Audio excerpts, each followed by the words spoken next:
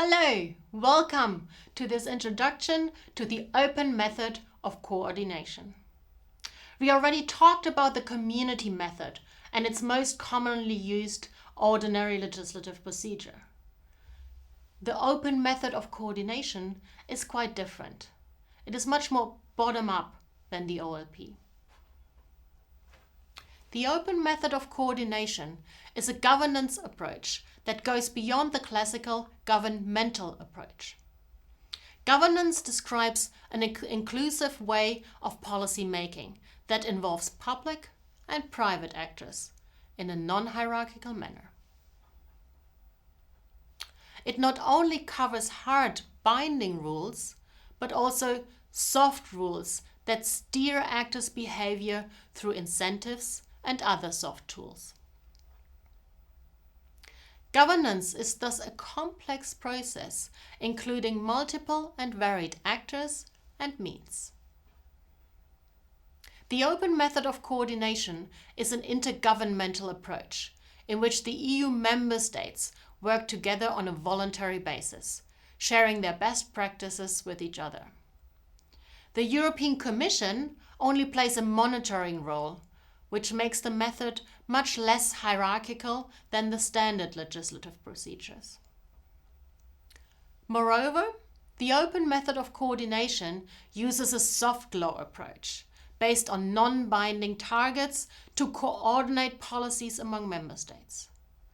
When a member state does not achieve the targets, there are no official sanctions, but there is peer pressure that incentivizes the respective member state to do better next time. The OMC can be traced back to the EU's economic integration in the 1990s. At that time, the EU's economic integration was rapidly advancing, but EU member states were very reluctant to delegate more powers to the EU level. For this reason, an intergovernmental and soft law approach seemed very suitable.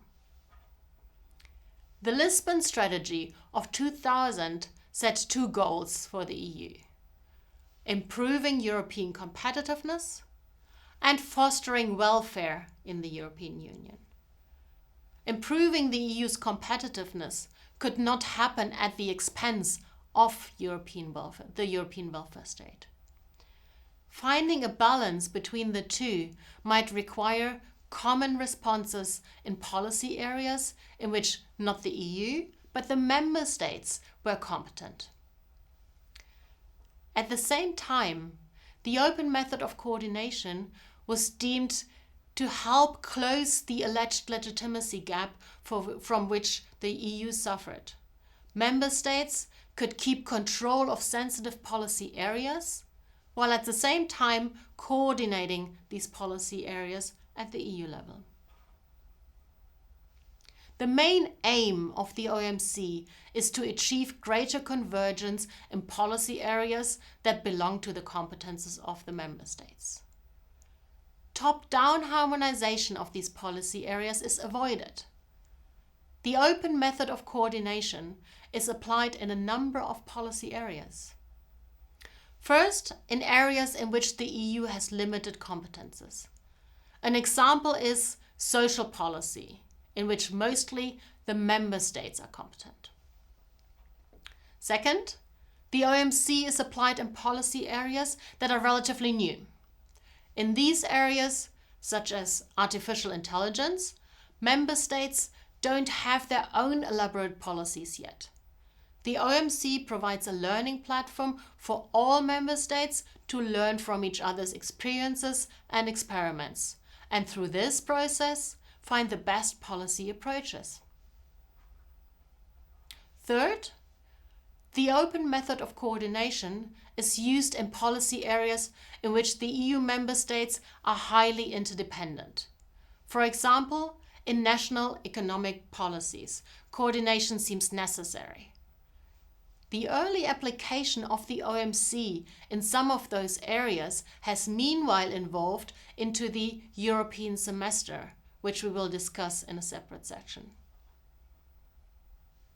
Let's have a look at the process of the OMC. In a first step, the member states set broad goals. They draft guidelines and benchmarks to make these goals measurable, and they adopt a timetable for the achievement of these goals. In a second step, the member states adopt their own national measures to achieve the common goals. Non-state actors are included in this process. In the third step, the European Commission monitors the member states' progress in achieving these goals, and it evaluates the outcome. The results of all member state measures are compared and best practices are shared among the member states. In this way, mutual learning is stimulated. Peer pressure ensures that member states are incentivized to do better in case they underperformed. In the last step, the common goals are revised at the EU level. Standards can be raised or adapted, and the cycle starts again. New goals, guidelines, benchmarks, and timetables are drawn up. The open method of coordination strikes a balance between the necessary coordination at the EU level and the freedom of the member states to adopt their own policies.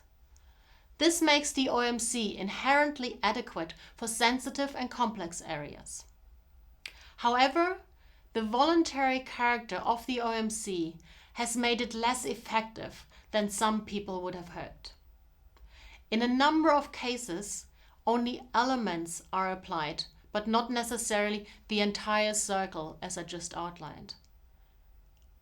The lack of leverage to coerce a member state to change parts of its policy led to the similar but slightly different approach of the European semester.